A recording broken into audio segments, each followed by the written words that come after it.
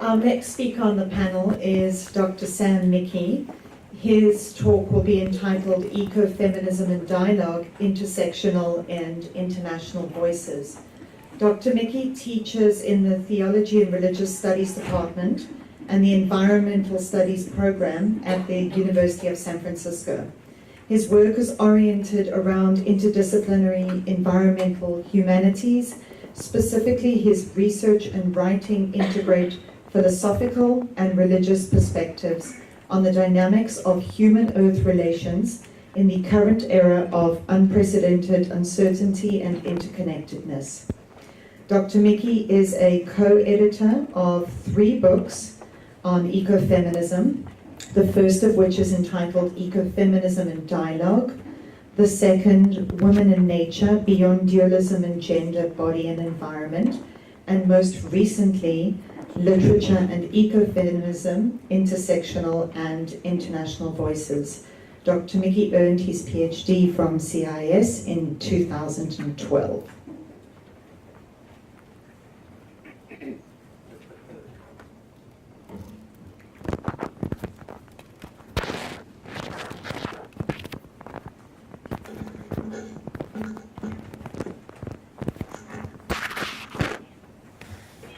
And I do not have a PowerPoint. I'm sorry to say, this is all you have to pay attention to. I brought examples of those books. So I'll be talking a little bit about those, and I don't have copies to sell because they're prohibitively expensive hardbacks. Paperbacks in a year or so. In the meantime, I'll put them over on the book table later. You can kind of check them out. There's some affordable ebooks now. But I guess first and foremost, I want to point out that I understand the irony that I'm kind of a token white guy. It's kind of throughout the day, so I apologize in advance. It's a weird kind of thing. It's like, what are you supposed to do if you're a white guy in this situation, aside from, I don't know, hide or run?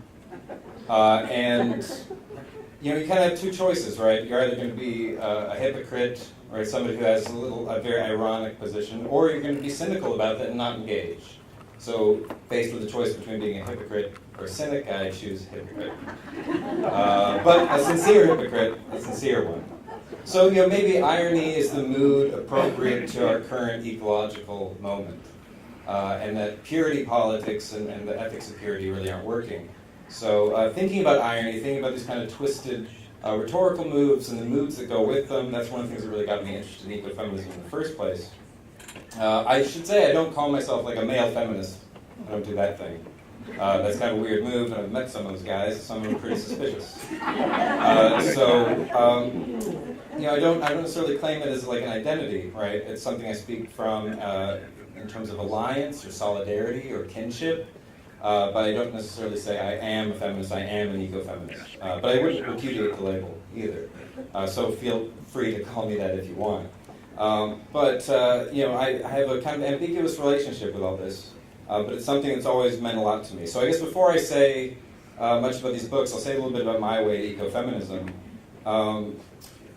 I guess there's a handful of things going on there. One is that it's theoretically comprehensive. It's hard to find a theory that's more integrative or more comprehensive than what's going on with ecofeminism and other kinds of movements surrounding that. Another one is it's politically radical. If you want a radical politics, it's not just challenging something that's going on lately, but something that's been going on for thousands of years. If you're thinking a radical reconstruction of civilization as we know it, ecofeminism really provides tools for that level of political engagement. So theoretically, ethically and politically, and then personally, I find it personally a liberating set of ideas to engage with. Again, despite the fact that you might think, well, no, white guys don't like feminism. I don't know, I guess the same patriarchy that everybody else is complaining about, I never liked that either. It didn't necessarily work for me. I don't like those guys either. And I don't like the institutions and the traditions and the habits that have come around with that, right? If patriarchy is something that emerged in the Holocene, well, guess what? The Holocene's over, right? We're in a new geological epoch, the Anthropocene, and in that context, we need to rethink who we are as humans. If you want to rethink who we are as humans, your sexuality and your gender is a really big part of that. That's a big part of my engagement with this. It's just if you look at the theories that are out there, how can you not be interested in ecofeminism? A few other things are kind of on the sidelines there. The environmental humanities, right? Just thinking that if you want to talk about the environment, you're going to need the humanities in one way or another. And so ecofeminism does that really well, integrating scientific and humanitarian perspectives. Regarding the field of religion and ecology, a few people worth mentioning. One of the people that's been really influential for me is the feminist theologian Catherine Keller. And her book, Face of the Deep, changed the way I understood not just the book of Genesis, but the whole of the Bible and Christian tradition. And to see that there are hidden resources in what seems like a patriarchal tradition, that there's hidden resources for liberation and positive transformation, and that there might be something like a feminine face of God alongside the masculine face that we're also familiar with, which I guess is like a white guy with a white beard, that kind of thing. An old white guy with a white beard, I should say, that lives in clouds, that kind of guy. So there are other alternatives, right? Some feminists just turned tail and ran away from that. Others were like, hold on, I'm going to dig and I'm going to see what's going on, see if there are some feminine or even queer or trans kind of potentials there.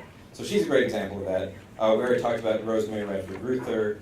Another person who's kind of ambiguous on the religious front is Donna Haraway, who's like an atheist but raised Catholic, which I guess isn't that unusual for people who are raised Catholic. That does happen.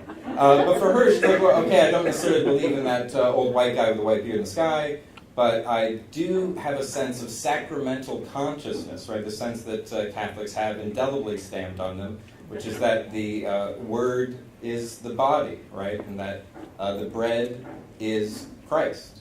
And that somehow the material and the semiotic, right, the stuff and the meaning, the body and spirit somehow implode. And she takes that with her wherever she goes. And so for her, that means that it's not necessarily about being in awe of your creator God as much as her creator dog. She's very fond of her Australian shepherd, Miss Cayenne Pepper, and is actually experiencing a sense in which multi-species kinship is the matrix of her spirituality. So she's another person I appreciate a lot in this kind of line of thinking, who's helped me feel at home in what's otherwise kind of hostile territory for your average white guy. So also I should say, I teach at the University of San Francisco in the Theology and Religious Studies program, where there's a lot of great ecofeminist and feminist thinking happening.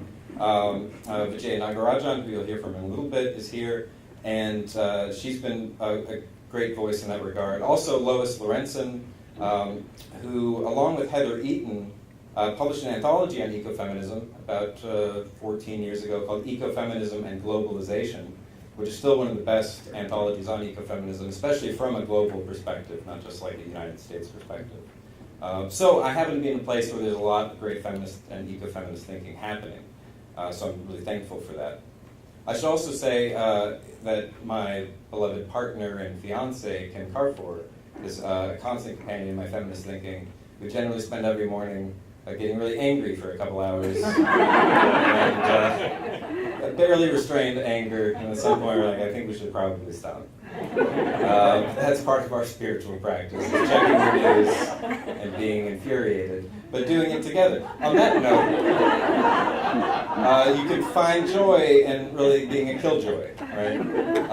For those of you who don't know the feminist killjoy, Sarah Ahmed, Ahmed, there's a really great book called Living a Feminist Life, and it's all about being a feminist killjoy, which sounds bad, but it's like, well, we have to consider the joy we're killing. Joy we're killing is this kind of, hedonic treadmill of consumerism and capitalism that's just destroying the planet. But if you kill that joy, there are greater joys to be had, even if those are joys that come out of a lot of depression and anger and then weirdness. So, cheers to anger. It gets better, but it has to kind of bottom out first. So, about these books I've edited. So there's 3 books. All of them I'm a co-editor alongside Doug Vakach, who was a professor of clinical psychology here at CIS, and more recently is the president of METI, Messaging for Extraterrestrial Intelligence. So he's a SETI researcher, it's Search for Extraterrestrial Intelligence, but he specializes in messaging, sending messages out into space. which you might know the late Stephen Hawking said was a horrible idea because then aliens would come kill us. So Doug thinks a little differently, and a big part of his thinking is that we need to craft the right messages, and feminist rhetoric and ecofeminist rhetoric is particularly important for that because it provides a language of care, as Elizabeth Allison was saying earlier, a language of partnership instead of domination, a language of inclusion instead of violence. So thinking of humanity as being a planetary or intergalactic species will require a sense of sexuality and gender that's much more open and inclusive. So that's a little bit about what Doug's doing with all this work. What I don't want to try and go over what each of these books is about, but I'll give a sense of what they're all doing in general. They're all showing that ecofeminism is having a bit of a resurgence now. And kind of like you just heard Sarah saying in the previous presentation, there was, ecofeminism emerges in the 70s, and then in the 80s, especially in the 90s, there was a point of really sharp critique, and then it kind of went away. So that if you're talking to like publishers and things like that about doing something in ecofeminism, you often go, oh, well, that's a has-been kind of thing, right? That's old news. And then over the last few years, it started to really come back in a powerful way. So we're kind of charting that out, letting some of these new voices come forward who are reclaiming ecofeminism on new terms. And some of that means rereading the origins. And so, if you really hear from ecofeminists from the 70s, a lot of people mention how the term ecofeminism was coined by François d'Aubin and a French feminist. But a lot of the English-speaking ecofeminists from the 70s weren't reading that, especially, it's still not translated. The book is Feminism or Death, Feminism or Mort. And everybody kind of thought they coined the term themselves. Greta Garde is a good example of somebody who tells this story, and she wrote a foreword to our book on literature and ecofeminism.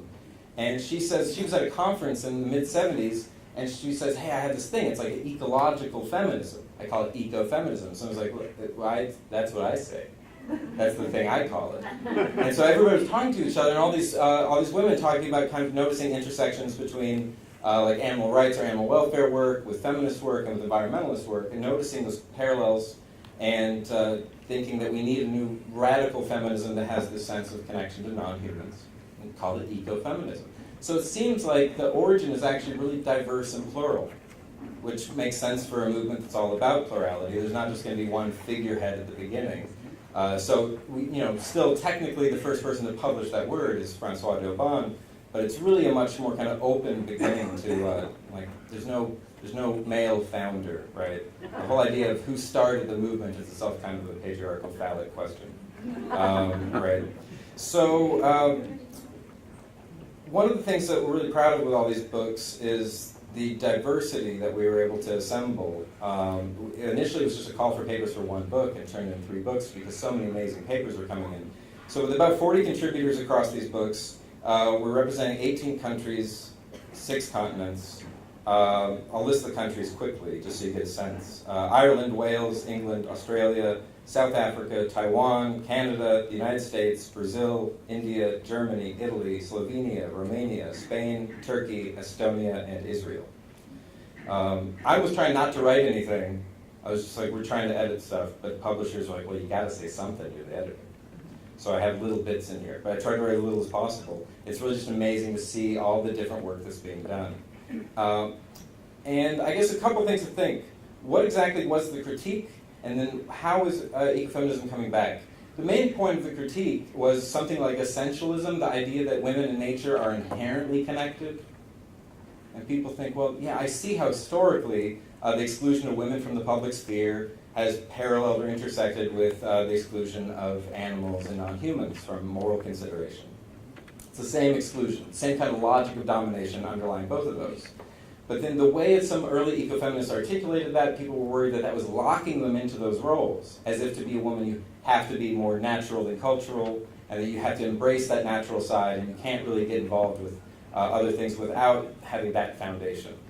And then in the 90s with things like postcolonial theory, queer theory, more trans feminisms, you're saying actually there's a lot more ways to be a woman, and there's a lot more ways to engage with nature. We need to open it up to more fluid possibilities. Everybody started getting into the idea that everything's just a social construct, right? It's like, well, society just gets to say whatever they want. And ultimately there really is no woman, there is no nature, there's just a lot of different cultures that have their different language games and different ideas. And so then everyone said, well, okay, I guess we'll stop talking because there's no reality anymore, it's all social construct.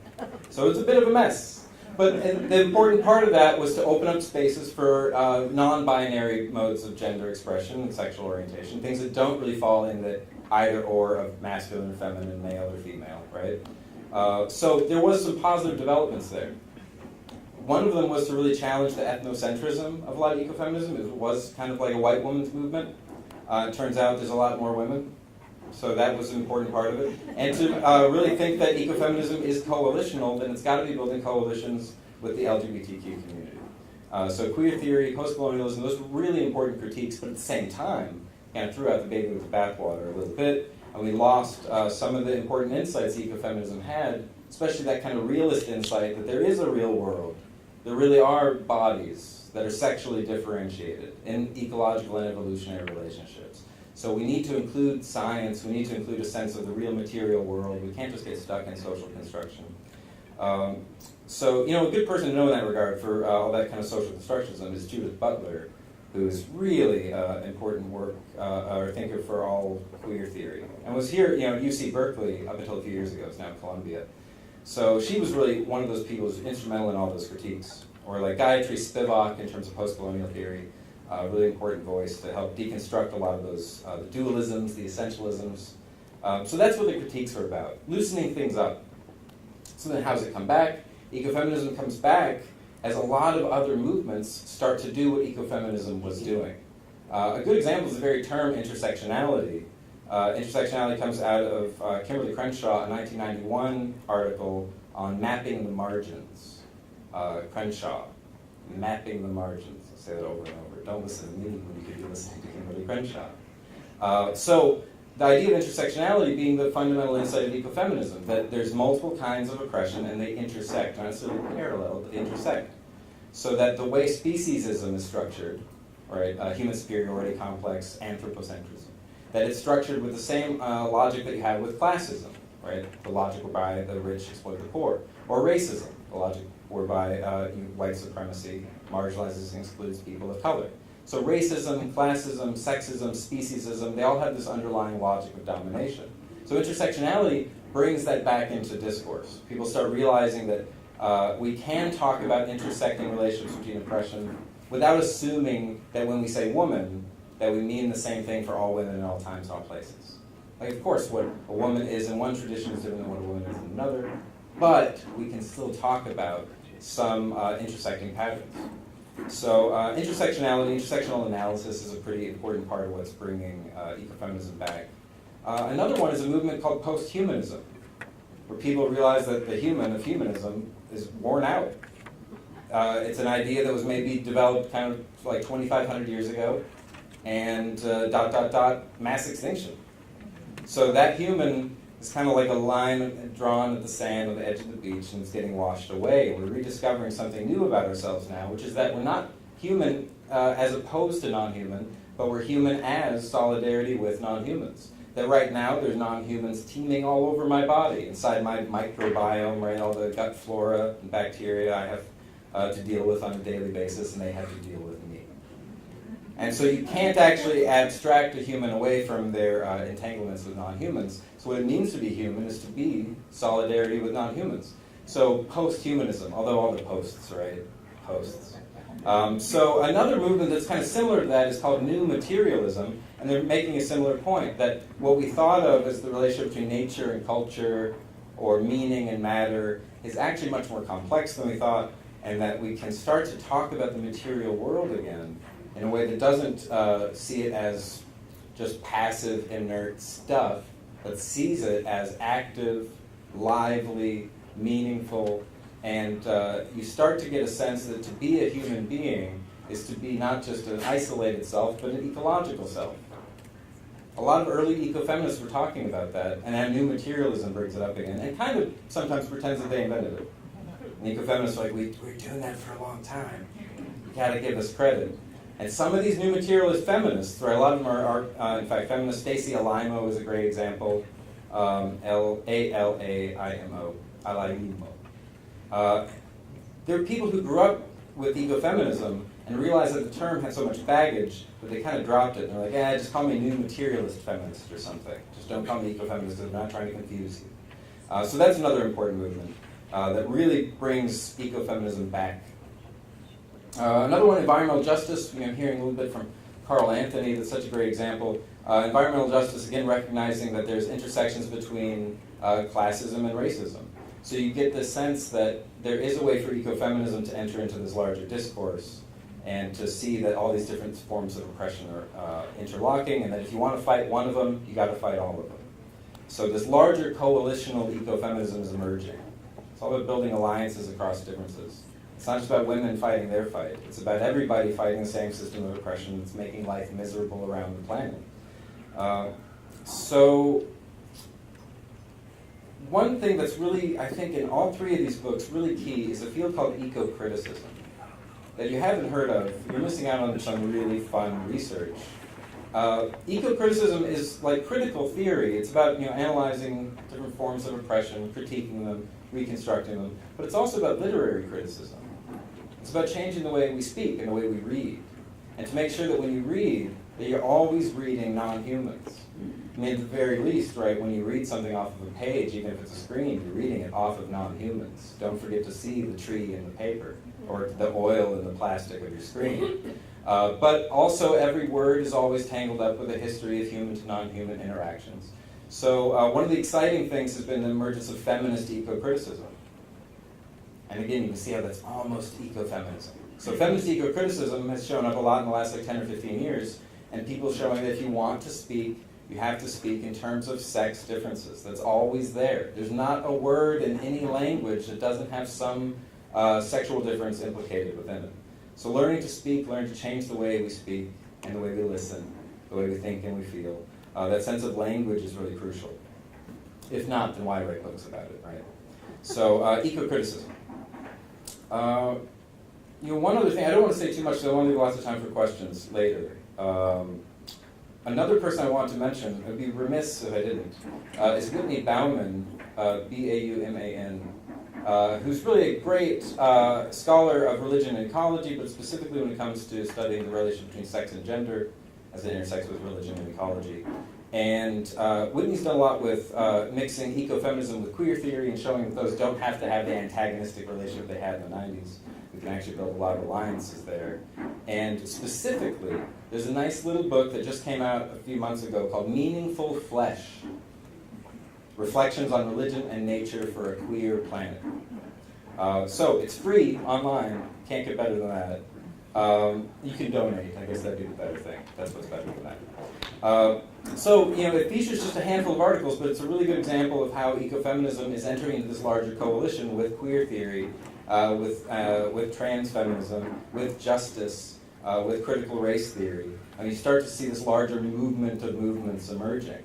So there's a handful of other people in there: Jacob Erickson, Daniel Spencer, who wrote Gaia and Gay about 15 years ago. So really good people. There's also an essay by Timothy Morton called Queer Green Sex Toys, which I think sums up a lot exactly as to where ecofeminism is going right now. It's not just about women. It's not just about nature. It's about something much weirder than that we can't really even describe. Sex toys. And the idea is basically that to be a thing at all is to be queer. Queerness isn't just about humans. Sexual difference isn't just about us. And it's not even just about life forms. It's somewhere in the yin and yang energy of the universe. You have a kind of erotic cosmology where to be a thing at all is to be a little weird, a little twisted, a little queer. And that's what's really normal, instead of the heteronormative sense of normal.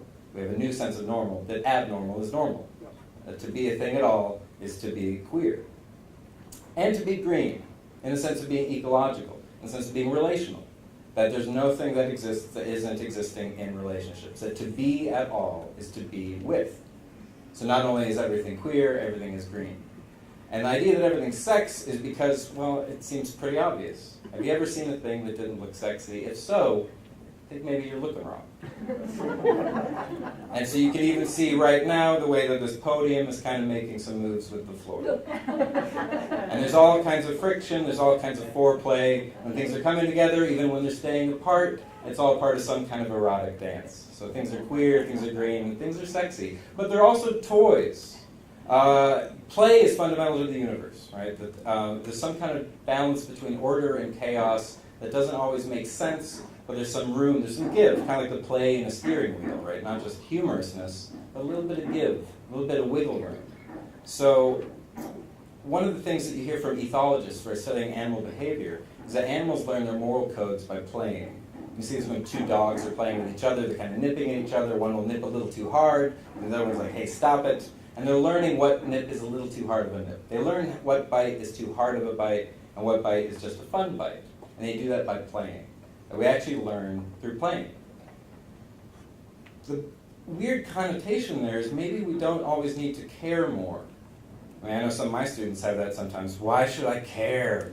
Like, don't you understand? The loss of life now is the worst it's been in 65 million years since the extinction of the dinosaurs. Like, I know those, apes, and think, why should I care? And then sometimes I think, actually that's a good point.